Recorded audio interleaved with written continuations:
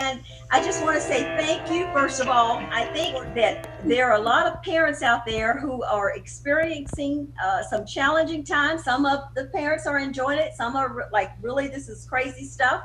But I'm just trying to get an idea of how we're doing and how things are going. And so I thought it would be good to provide some of my Facebook friends and some of my base some useful information. I don't know if you guys saw the post I did the other day about the paycheck protection loan. People were very, very happy to get that schooling thing. And the only thing that I ask is that we're honest and we're candid, because you don't realize how many other people you're going to be benefiting and helping with this process, and with some of the things that we're going to be talking about. But we're going to start it off by letting you guys introduce yourself, and whatever you want to say about yourself, you can say where you work. I'm Kara. I am currently not working. I was working part-time prior to all this, but now I'm just staying at home. And I have a 12-year-old. He just turned 12 last week at James Madison. And then I have a 15-year-old at Roanoke Catholic. And I have having two very different experiences with the kids. Because of the two different schools? Yes. Well, no, they're just very different kids. But also the learning platform for both schools is very, very different.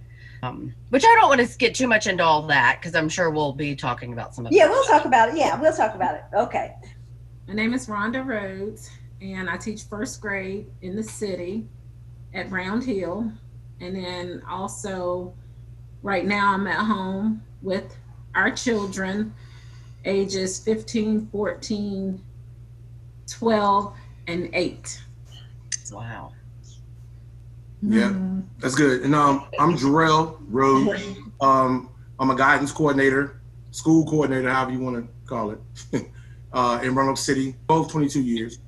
And we also have our 15-year-old son. 22 years in Roanoke City schools? Huh? You're 22 years in Roanoke City schools? Yeah. Yep. And our oldest son, our 15-year-old, he goes to Roanoke Catholic also. And then the rest of our kids are Woodrow Wilson and Fairview. There's some customer. It's not. So we understand the whole Roanoke Catholic, Roanoke City thing. We're dealing with it too. So you guys, Kara and Jarrell and Rhonda, are kind of in the same. So we're going to have some interesting conversations about that. So I'm sure our kids are probably in the same room. That's so exciting. Well, it's nice to meet you guys. Nice to meet you. Yeah, thank you both. Thank you. And thank you, Rhonda, for joining us. I appreciate it. Hello, I'm Sharnika Elliott. I'm an administrator and a teacher at Noah Christian Academy. I founded the school. I'm a former Roanoke City school teacher. My son is 6, and he is a student at Noah Christian Academy, so he's with me. So he's Zooming with me and his classmates. And then my daughter is 13, and she is in the 7th grade at Andrew Lewis Middle School in Salem. And Angela? Hi, good evening. Good to see everyone. Great to be here. I'm Angela Chen, and I work at Total Action for Progress, local community action agency. So we're quite busy still during this time. And I have 3 children, one who has already graduated, and then I have 2, a son, John Miller, and a daughter, Grace. They are freshmen and juniors at Patrick Henry High School. And Thank you, Sharnika, and thank you, Angela, and Miss Juna Osborne, Councilwoman. Thank you for inviting me to this fantastic panel of parents. I'm Juna Osborne. I serve on Roanoke City Council with you, and I also have a private practice doing individual therapy. So that's had to transition from in-person work to telehealth, and that's been interesting and surprisingly good, and also challenging as well. And excuse me, I have 2 daughters, ages 9 and 7, and they attend Grandin Court School. And we are just doing what everybody else is doing. We are hunkering down at home, and we are trying to manage and juggle all of the new roles that we have been assigned as parents, teachers, trying to get work done, feed hungry bodies nonstop all day long. Try to keep the kitchen clean at some point once a day. It's a lot of work. I ain't gonna lie. It's a lot of work. So we're gonna start off with just a little light stuff, just some icebreakers or whatever. But I'm gonna start in reverse order with Juna. But I want you all to answer the question. But so the first question is: refer to your child as your coworker, and a lot of you have several, and you can pick one or two or whatever. But tell us something your coworker did today, Juna. Okay, my coworker today was very, very busy as she opened it. This is the older child. She did a lot of homework, and then, she decided that she wanted to make dinner. So, in order to keep the peace, I left the house and went outside while she made dinner, and decided that I would not be in there micromanaging all the details of dinner and spills and Lord knows what. And that worked out really, really well. So my coworker did an excellent job preparing food for the family. TBD on whether it's going to be a clean kitchen or not, but she did feed us. And so Well, my coworker got up on his own today. He had a scheduled Zoom call with one of his teachers to do some one-on-one work. He handled that all by himself. So I was very proud of that he took the initiative to contact that teacher, to set up the appointment, and to follow through with that appointment to get the help that he needed in that class. So, all on his own. Okay, that's all right. Very proud of his initiative. Good job, John Miller. Good job, John. Good job. Okay, Sharnika. Are y'all ready for some humor? Yeah, we're ready. Yes, please. So my coworker is 6, and he slept in today. he decided that he was gonna sleep past his alarm and sleep past mommy's alarm. And when mommy had her Zoom session today, he's supposed to be doing his work, but he decided that he was going to play instead. So he did not do his work on time like he was supposed to, but because he is a diligent young man and he knows the importance of getting his task complete, he ended up getting his work done at a later note. How about that? Well, my coworker also slept in, and upon waking up, he was provided with a list of things that needed to be done, whether it be schoolwork, yard work, laundry, whatever. And my coworker did nothing on that list for probably 3 hours. Eventually, I said, "You do understand there will be no Xbox or phone or anything until all of these things are accomplished." And so slowly but surely the tasks got completed, and he's now upstairs on the Xbox. He started to mow the grass, and then I look out the window and he's completely doing something else. He's drug all these tools and all these things out of the garage, and the grass is half mowed. I mean, it took him 2 hours to do probably a 15-minute job. He's very, very distracted, but happy. But happy. Hey, sounds like he had a very productive day. It worked out well. All of you have, very interesting and very dedicated coworkers. They cook dinner, they cut grass, they sleep in. Okay, so tell me, based on your child, and I'll go in the reverse order, so you're going to have to start first, Kara.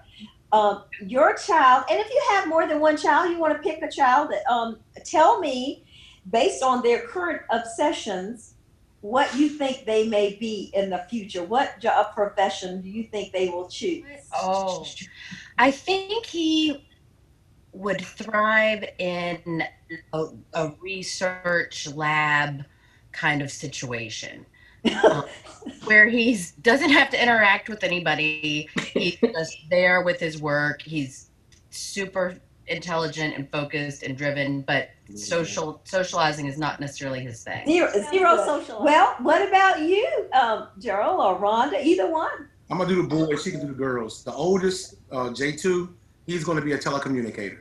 Yeah, without Okay. he's My doing man. this all day long. My He'll man. stand like this. The youngest boy, he'll be probably a video game creator. He's doing this all day long.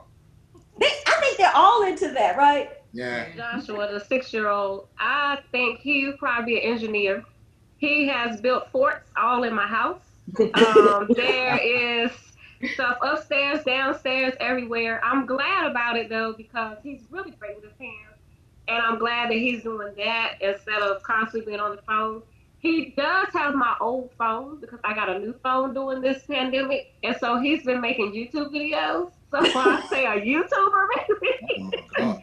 TikTok is crazy. He's like, hey guys, you know what to do. Hit the bell, go out, On subscribe. YouTube. Like he is, yeah, he has a channel. That is very interesting because my kids are all grown, so I'm enjoying this. What about you, Angela? I definitely think Grace is going to be something in culinary arts. She likes to cook, particularly she likes to bake. And for us being at home, probably not the best thing to have somebody making a 5-flavored pound cake or buns, but they are absolutely delicious. And she's just in her element when she's there. She really loves baking. You, Miss Juna? Okay, so that 5-layer pound cake or whatever you're talking about sounds good right now. So, gosh, my daughters are so different. I think the oldest one I call Mama Amelia because she's a little mama to everybody. She likes to teach, and she's always got her little sister in her room on the whiteboard doing math equations. She'll probably be doing something like, she'll be telling somebody what to do. I know that for sure. Right, right. My youngest, she's always like this, you know, with her imaginary phone, just like y'all's kids doing the YouTube and, you know, TikToks. You do TikToks? button, yeah, all that stuff. Oh man. Yeah, and I don't even know what, I mean, I know TikTok exists. I don't really know what it is. Trust me, yeah. So she's either gonna do that or just join the Peace Corps or something.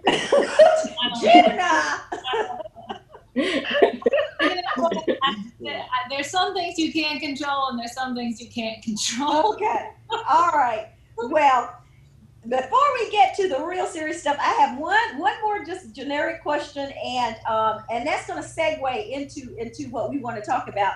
So, what are the struggles you're having right now as a parent? And you can be as generic as you want or concise as you want, but I want to kind of know what kind of struggles you're having right now as a parent. And Juna, I'll start with you. I'm just going back and forth. Sure. Gosh, I mean, this is really, there's some really beautiful parts to being at home all the time with my children as a family unit. And, you know, thank goodness we're all healthy. We do have, you know, my husband's job does put him at some risk with exposure, but we're managing that well. And so, you know, there are some good parts about being as a family because being, you know, having a job and being on council and my husband having a job and kids in school with sports and activities, we've not spent a lot of quality time together in a number of years, honestly. Exactly. So there's a lot of beauty in that. But, you know, there are still expectations for me to perform in my job. And so I still have to be, you know, ready and on for my clients, for my work. I have to manage that and balance that between trying to educate my children. I'm not an educator. And, you know, I'm a parent, and kids treat their parents and their educators very differently. And so just trying to get the smallest tasks accomplished can be really, really challenging.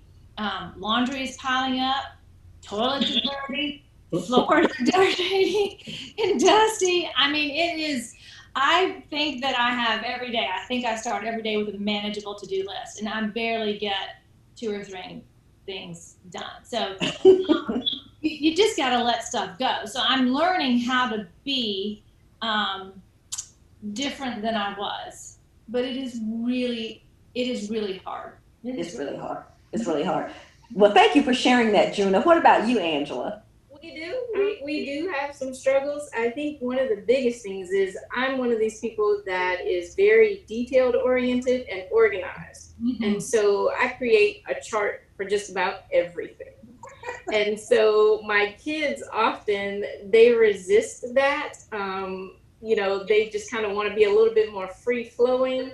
Whereas I'm like, no, you've got this task to do and we need to check it off. I have a whiteboard that has all of their classes listed and everything that needs to be done for that class and the date by which it needs to be done. One day I came back and on the whiteboard was a picture of me that they had drawn, and it was like, this is our principal. And so now I've become known as the principal of Penn Academy.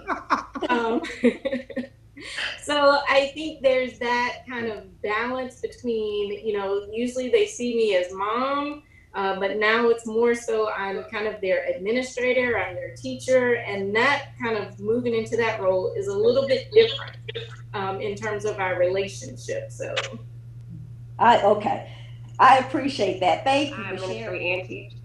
So being at home and being their teacher again and principal, they are already accustomed to that. So I kind of had an advantage in that aspect because it wasn't nothing new. They're used to it. They know my standards and my expectations. They're not going to change just because we're at home. However, it has still been challenges because having to make sure that Promise stays consistent with her schedule, while I'm also having to teach my students because I have a very structured schedule with my students that I teach. And then I'm also the administrator. And the founder. So there's so many hats that I was already wearing. And being at home, I don't have my help. At school, I have my lead teacher, I have my TA, and so I can instruct a lesson and then let them have it. I can't do that now. So very friendly and things like that. That's the biggest struggle for me, is just making sure that, not necessarily that they're having a social life, but at the end of the day, that I give them what they needed as far as an engagement, that personal engagement outside of working and outside of them doing schoolwork and my teaching them, my parenting and being a mom. Like, did they really get that nourishing that they needed as far as being a child? I have an 8-year-old and I have a 15-year-old and then the other two in between. So I'm like, the 15-year-old is pretty much, he's sufficient when it comes down to doing what a 15-year-old needs to do as far as getting whatever he needs to be comforted for that day or social, the aspect of it. But then the 8-year-old, 8-year-olds, what do 8-year-olds do when they're at home and they're not in the gym and they're not doing gymnastics or dance or whatever? Like, at the end of the day, I struggle with that, like saying, did I do what I needed to do with them in that arena? The environment never changes. The classroom is the house. The house is the gym. The gym is the, so trying to find how to compartmentalize and say, okay, cut, time for school. All right, you sleeping too long. Why not? I'm at home. I mean, why can't I get in the bed at 10:30? Because we need to be in school. So the fact that the environment never changes, it creates that, the struggle, for lack of a better term, because it's like, why can't I stay on my phone all night? I mean, I can go to sleep to 10:30. I don't have to get up and be there by the time the bell rings. I really appreciate that. That makes a lot of sense. And I could see how someone would feel like that. Yeah. Why you have to get up? You don't have a bus to catch. Yeah. So if your environment doesn't change, but you got to continually change their mindset. Yeah. Like between this time, your mindset needs to be here. Now, we're not going to go anywhere, but now you can change your mindset and you can be free. But from this time, I need to lock you up and put you over here. So that makes it a little tough. Yeah. Oh my God. It's hard to ebb and flow in that, Contact and being in the house 24/7 is not easy. You're asking a lot from kids to do it. I mean, it's a lot. It's a lot for kids. Well, what have revolved around my 2 kids are very, very different, and making sure that their needs are met. One, my oldest, is very academically driven. I don't even have to talk to him about his work. He's up on time. He's attending class. He's doing all of that, but I have to make him go outside and get exercise and come hang out with the family and engaged. Otherwise, my other son is the complete opposite. He'd be outside running, playing, socializing with us, and staying busy and active. But to sit down and do schoolwork, it's been a nightmare, to be honest. It's been a nightmare. Yeah. Accomplish one assignment takes hours, and there's upset and crying and rolling around, and he's 12. I mean, it sounds like he's 6, but he's not. He's 12. But yet he has a really hard time understanding, the fact that he has to do schoolwork at home. Unfortunately, he had 0 homework when school was in session. They got all their work done at school. So doing homework is not something that he's very familiar with. So that was very traumatic. I'm sure that was like, whoa, what are we doing here? Exactly. Yeah. Yeah.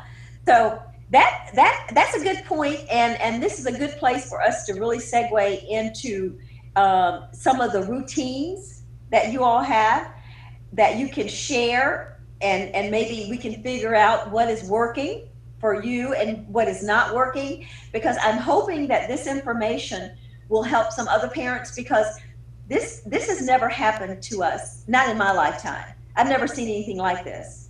It is different. It is very difficult. I mean, we're all, our jobs are, we're just seeing some very difficult times all the way around, from our job to home to school. It's just very, very difficult. So I know that it's not been easy, but I think that I chose you guys because I know it's a lot of different backgrounds. You've heard a lot of different stories, and I think that we can piece together some useful information that will be helpful to some other parents. So I will start back with you, Kara, and maybe you can just share with us, or I can start in the middle with Angela. Let's start with Angela. Share with us a routine that you have that you think is working, and maybe there's some parts of that routine that really you could work on. Sounds like Penn Academy has already got it structured, but just tell us what you have going that may be useful to others, and how you have it set up. Well, one of the things I did when this first started, that we realized they weren't going back to school, was I set a schedule. So they have a daily schedule, time they need to get up, have their breakfast, a time they need to start work. So they have a morning block between 10 and noon that they need to do work. And then they take a break for lunch, get some exercise, some fresh air, and go outside. Someone just brought me the schedule off of the refrigerator. And it's color coded too. Color coded. Yes, it is color coded. That's no Angela Penn. That's Angela Penn right there. So, Penn Academy. So okay. So you have, okay. Let me ask you this: do they stick to the schedule? You stick to the schedule? For the most part, they stick to the schedule. The hardest part is getting up. Teenagers love to sleep. Just as Jarrell was saying, they like to stay up late and they like to sleep in later. So that's been the hardest part of the schedule. But for the most part, they're usually getting up by 9:30, 10 o'clock. They're usually up so they can start their morning work. Then take a break midday and then come back for an afternoon block from about 2 to 4, finish up some work. Another thing very quickly that's been really helpful for us is really kind of doing the Monday morning briefing. It's where we go through all of the emails from every teacher, going on the parent portal, making sure that we're checking and understanding what assignments are due that week, so we can really know what the goals are and what needs to be achieved that week. So that really is helpful, making sure that we understand what needs to be done. And then the third thing is really communicating with those teachers. I have a constant stream of email between teachers and myself. I've had a couple of teachers who have been really extraordinary in adapting to this with their Zoom classrooms and actually calling. I have one teacher that calls us at least twice a week just to check on us. How are you doing? Are you understanding everything? So some of those teachers have really been exceptional in trying to adapt to something that really wasn't in the plan to be done. That's really good information. I mean, that's what we're trying to do. We're in uncharted times, so it's going to be very different. So we just have to figure it out together. Sharnika, I'll go to you. So when I'm Zooming, they're doing their work. And then we usually break around 12 noon for lunch. Joshua has to go outside. Thank the Lord, we got a dog. Right.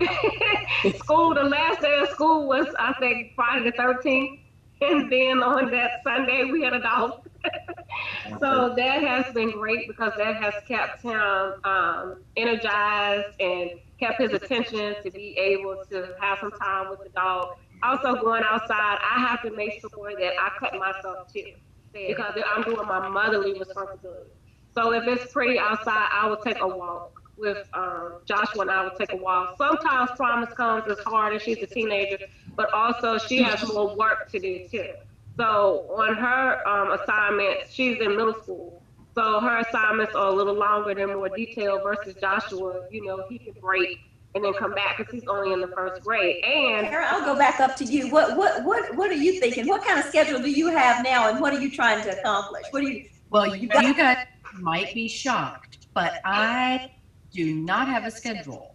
I was sitting here listening to these ladies and admiring that, and we have tried to implement a schedule a few different times, and I was not able to keep everybody on it because it was a nightmare. And I'm not a major rule follower anyway. So we are breaking. You're not alone. You're not even by yourself. Don't worry. We are breaking the rules. We are just doing it By yourself. all willy-nilly. And I will tell you one thing that I've done that is working for us. But like I said, I look them over. He does some of them, but then I just make up my own. So I'm having him write papers on things that he's interested in, that he can research. He's been researching the zodiac signs for everybody in the family. He's a Taurus, so he's learning a lot about himself, you know, and just stuff like that. He loves to whitewater kayak, so he's doing some creative writing about kayaking. And I find that kind of loose flexibility seems to work better. And the folks at James Madison are just thrilled that he's doing something. Sorry. Well, listen. I mean, that's why I said you have to share that because everybody is not the same. All the kids are not the same. Everybody is not. We don't all learn the same. So that's why I said in the beginning, please share and be candid because that's exactly what we need to know and what we need to hear. Everybody's not going to adhere to a schedule. Right. Some kids would totally reject it. So don't say that, you know, you're not like us. If a strict schedule doesn't work for you, don't do it. Do what works for your household. You know, have that flexibility because ultimately it's your sanity that matters and the sanity of your children. Exactly. So what works for my household may not work for you, but I didn't tell him, letting him find things of his interest to stimulate him. That's what I've had to do with Joshua too. Like when they were reading and they read something about the moon, and so I said, well, let's look up the moon phases and let's create a model. You know, like let's look at the planets. And so you have to find other things to keep them stimulated and spark their interest so that they can handle this emotionally. Because Jarrell's a counselor, there's a lot of emotional things that tie in to that. Get to that. We're going to get to, I'm not going to keep you long, but we want to get to that.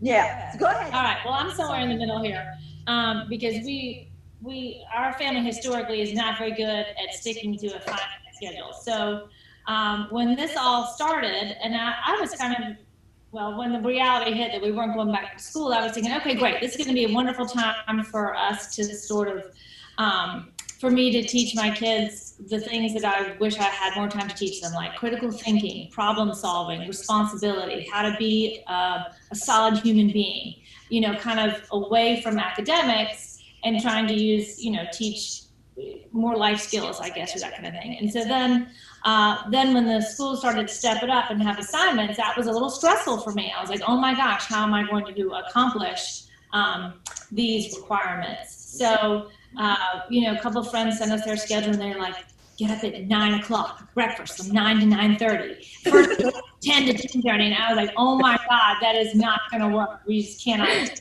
That's tough. Yeah. So what we've started to do, so we, we wake up in the morning sometime between 7:30 and 8. We kind of greet each other. We kind of, have a hug. How are you doing? How you doing? Great. And we go do some exercise. We go outside and just get some exercise, just to kind of get our mindset and get that taken care of too, just to kind of get our bodies relaxed, energized. And then we have kind of a morning session of school, and that lasts anywhere between 9:30 and 1. Whatever time we start, we usually do about 2 hours of work. And that's, me kind of checking in on them with whatever assignments they've gotten. And then sometimes in the afternoon, we'll do whatever's left over, like maybe a journal assignment or some reading, or, we try to spend some time outside because it's been so nice. And then in terms of schedule, my husband and I usually get together on Sunday night and print out the stuff that the teachers have sent and kind of do a little, write it down on paper so that the girls both, they're, independent enough that they've kind of gotten into the routine. This is what your teachers are sending you. You've got your Zoom calls scheduled. This is what you're expected to accomplish. And the struggle for them is, Amelia doesn't love to read and do journal. So it's a little bit like, I got a reminder, you haven't done journal in 2 days. You're 2 days behind on you. Come on, we got to do journal. Esther showing me what she's written before I've even gotten out of bed. So, again, you're working with 2 different kids, 2 different styles. But one thing I have really enjoyed is I haven't had a chance prior to this to spend a lot of time with Esther, kind of watching her learn. So watching her do the work and figure out how her brain works, how she digests information, how her brain computes. And that has been really fascinating and fun for me as a parent to learn more about my kids through this experience. Yeah. But that's not to say it's easy. I mean, it's challenging, because then again, you got to get your own work done. And when's that going to happen? So Sharnika, I got to remind myself, I got to cut it off. Because my to-do list will surpass me when I'm dead. I've got a to-do list 50 pages long when I'm in the grave. So if you don't cut it off, it's not going to stop for you. And you have to take that me time. You absolutely have to have that me time, or you will have nothing left. So the struggle was trying to figure out the different platforms that 6 different teachers are using to figure out where to find the assignments. Where do I go to find this assignment? Are you going to email me? Are you going to remind me? Remind.com. Are you going to email the student? Some teachers just go straight to the student and email the student. Some of them are using Teams, some of them are using Zoom. So that was the hardest thing to figure out in the beginning. So we try our best to stay with that, because we understand that that's the release forum. And so that schedule has to have a release. And if it doesn't have a release, I don't know what it would be like for them, because I know it drives me crazy, but I also know that it helps me to be able to spend time with them that I didn't have to spend before. So yeah. So that's good. That is really awesome. I'm just going to throw this one out there, and anybody can answer it. Do you feel like you are getting what you need from the school that your child is attending? And I heard platforms and all this kind of stuff. So you explain to me what it is that you think would make it better or easier for you to do this, now that you know that you've got to do this until they graduate, until, they're not going back this year. And going back in the fall is kind of suspect. We're not even sure about that. Yeah. But what do you think would improve this experience for you as a parent or as parents? It's the whole platform thing. My 6th grader has, 6 different teachers, 6 or 7, and they're using 4 different platforms. And when I realized that, because, it took everyone a few weeks to kind of get that out there, and I would get one mastered, they were using Moodle. And I thought, okay, I've figured out where the teacher is, how to log in, how to do all this, and I'm feeling really good about it. Then I go to his next class and it's Office 365. And that was very confusing because it's apparently a paid subscription, but you have to get on this certain link. Oh my God. Big nightmare. I just didn't even want to think about that. And then, there's Study Island, and I mean, they're all using something different, and they're all set up. Something different in Roanoke City Schools, and I'm primarily focused on Roanoke City School because that's what we're all these different platforms. I am curious if all the other teachers are that disjointed at the other schools as well. Yeah, that's what they were saying. I've heard several of you say something about all the different platforms, and that's why I'm bringing that up, because I'm trying to figure out that's just crazy. I'm sorry. So, if I could say so, since I teach for Roanoke City Schools, the way that it came to us was that we're not going to tell you what to do.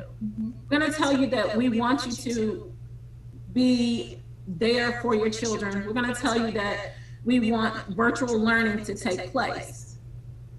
And we want you to have the freedom to try to reach your children however you can and whatever is best for you. So I'm thinking that's the main reason why they said it, is because when it first happened, we didn't know. No one knew.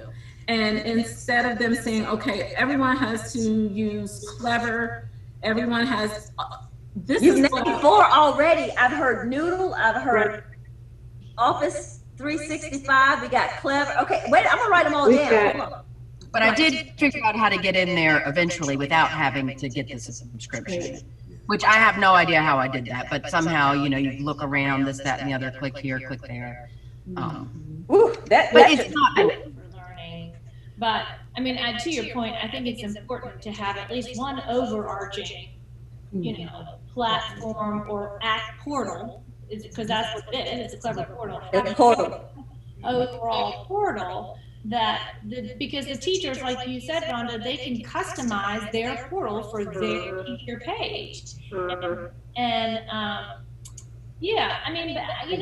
have to say, overall, as a parent, this is everybody's first time doing this. And it's, you know what? We're all figuring it out. We've all got different family systems, different ways of working. Teachers, this is their first time. My gosh, there's a lot of pressure. I can imagine as a teacher to still have some connection and some responsibility, some power over your kids. And you know where you can't even touch them. You can hardly see them, and you still have to maintain that sort of invisible connection. That sense of authority, and everybo's family is different. Like we have safe homes, all of us, but not all the kids have safe homes, and so it's a lot. It's a lot. So if we can just get, little Johnny Boo reading like a sentence or what then let's do that. And if we can just stay connected to each other and to our kids, however we do that, and maybe ask one learning question a day just to keep those neurons firing, I think we're doing a good job, because we can keep weeds all day long about this and that, and a lot of it is retrospective, but I just think everybody's doing the best they can with what they got. We all got different levels of what we got. And I'm really, I've loved hearing what everybody's had to say, and I'm really proud of what parents have been able to do, what the schools have been able to do, like feeding kids and all that stuff. So anyway, I just had to throw that out there. Yeah. It was much along those same lines, and I think when we look at educating our children, equity has to come into play. And we're seeing some of the inequities based upon COVID and having to do online learning. I think the teachers have done an extraordinary job of trying to remain engaged with their students, making sure that they're getting the materials that they need, and teaching them through Zoom. I think what we need to look at, particularly if this has to go on further into the fall, we need to look at, as you all were discussing, a centralized system. The first couple of weeks, it was difficult with the number of different platforms that each teacher was deciding to use to know where to go for information and what assignments were due. And when we think about equity, if you have a family that may not have connectivity or may not have the resources to get electronic materials, they miss out on all of that information. I even had to call technical support to say, okay, help me make sure I'm getting into the right portals and that we have the right passwords. So if you imagine a family that doesn't have that access to technology or didn't have laptops, how are those kids getting that information that they needed? Because they're a little bit behind because they're having to wait to get their packet sent to them. So I think when we look at this, we need to look at it from a position of equity and making sure whatever system we put in place, it's going to serve all kids. When you think about equity, it's a piece you can't forget about, because, you know, when you think about equity, you think about what's at home if the kid has access, but then you got to also remember equity has everything to do with what if a kid is special ed. A kid is at home and they don't have that TA or that instructor. If they are at home and they have parents that are not able to teach them with the accommodating factors that need to be aligned every time they do an assignment or every time they're doing an exam or whatever it may be. So even in that part of it, there's an inequitable factor in there. So, you know, it's so many angles when you, like, you know, we've basically been talking about the middle school and the elementary level, but when you get to the kids at 17 to 18, and these are kids that need to be able to access their assignments, and you're dealing with them one-on-one. Like when we first got on here, I had a kid texting me, and that's when we got on here, like at 8:45, he's texting me like, hey, hit me back. I need to know if I'm done or not. So it's so many moving pieces to it. We're really focusing in on the parent aspect, but then there's a student aspect that's almost adults, and they're like on the doorstep. So it's so much to it. It's so much to it. I do know for a fact that Dick Willis is my school board buddy. We all have a school board buddy. Juna knows about that. And we started talking about the inequities. And we made sure that they all had internet and they all had access to a laptop. So there should not be a student who needs internet that does not have it. And need a laptop. So we did make sure of that, but we can't fix that parent who is not totally there with their child. Or able to administer accommodation. From a personal perspective, or from a professional, I should say, about parents and how to deal and cope with this, because there is some depression and some stressors that comes along with this. What would you say to a parent that's dealing with this now? Because I mean, I know we're doing what we have to do, and you know, Angela's got a schedule, and you know, we get them up, we do this, but there's still a lot of stuff going on around us that is really really quite stressful. So what would you say to the parents now? I mean, coming from a professional perspective. Sure. I mean, first of all, we have to acknowledge that this is really, really a tough time for everyone. And it's very easy to feel isolated in your feelings because we're in one space all the time. We are working so hard just to stay upright every day with all the responsibilities that we have for our just as adults, for our children, feeding our families, taking care of all that. So the first thing I would just say to anyone is that this is happening to everyone. It's not just happening to you. And you know, we can get caught up on all of the responsibilities that we are assigned to do, whether it's assigned from work, assigned from school, and the things that we tell ourselves that we have to accomplish.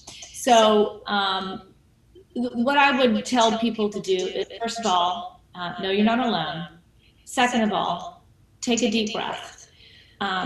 third of all, this is not permanent. This is not going to be the way we're going to live the rest of our lives. Coronavirus is going to be here for a while, and we're going to have to find ways to adjust and adapt. But the way you're living right now is not permanent. And then when you have to make choices about what you're going to accomplish during the day, someone put something about this on Facebook, that you choose connection over anything else. And there's so many different ways to connect with one another. I mean, obviously, for social connections, we have to do that virtually. But within the people in your own home, anytime that you have that you can just connect. We get good chemistry when we hug one another, when we pause for a second, when we take a deep breath. And I think that also helps us get a little bit of perspective. When I'm feeling really frazzled and I'm feeling like what I have to do is impossible and more than I can possibly accomplish in one day, my daughter will give me a hug, and that kind of calms my autonomic system down, calms my body down. And so I think it's really important to have perspective. That kind of set of coping skills works really well for a stable, intact, functioning family. I still really worry about the realities for other families who are not stable and functioning. I mean, I was listening to something online, a couple of weeks ago, and a single mother who had 3 kids, worked as a waitress, and she has no way to put food on the table. No way to put food on the table. So she's relying on food banks. I mean, that is like Maslow's hierarchy of needs hitting you right at the very bottom. So, but still, in those situations, the best thing that you can do is to connect, literally, physically and emotionally connect with the people around you. Take a deep breath, have some perspective, ask for help when you need it. And that's really hard for people to do, to ask for help. Even if it's a phone call, ask for help. I need a minute. Can you talk me down? Can you help me work through this? We just have to keep it simple also. Keep it simple. Really. Community-wise, this is what I would like to say. This thing shook us at our core. It's taken us to a place that we had no idea we would be at right now. And I think, it has taken us to a point of resetting. And in that resetting, I think it's imperative that we remember relationship is first. There are people, like you said, don't forget these people who don't have what you have. And I think this thing has brought us to a place where we all have to understand that we need each other. No matter what you think, where you live, what you look like, how you feel, we need each other. So I think that as we do come out, like how it was mentioned earlier, this will not be forever. This will not last forever. But I think that as we come out, we should not forget that we need each other. That's the main thing I would say as a school counselor, as a person that's working with kids who are afraid that they're not going to finish. They realize that my dependency is on this teacher getting me what I need because I don't have anybody else advocating for me. I think that is so important in terms of building and continuing those relationships and building community, as you all were saying. So I will just leave it there, that my final thought is just gratefulness and appreciation of those who are coming together during this difficult time to continue to move us forward. Thank you, Angela. Juna, do you have anything else you want to say? I'll just say thank you for getting us all together. It's been really, really nice to meet all of you. Good. Everything everybody's had to say, I feel reinvigorated. One thing I had been doing in the beginning was anytime I thought of anybody in my life from like A to Z, whoever it was, if I had their number, I'd reach out and just send them a text or something. And I've kind of gotten out of that habit. That's something I feel reinvigorated to do after talking to all of y'all. I think it's really important to stay connected, keep it simple, keep our perspective, and don't forget about the others who don't have what we have. And even if we can't help them in this moment, later on, in life, when we're in a different place with coronavirus and we can get out in our community and lend a hand, then let's not forget about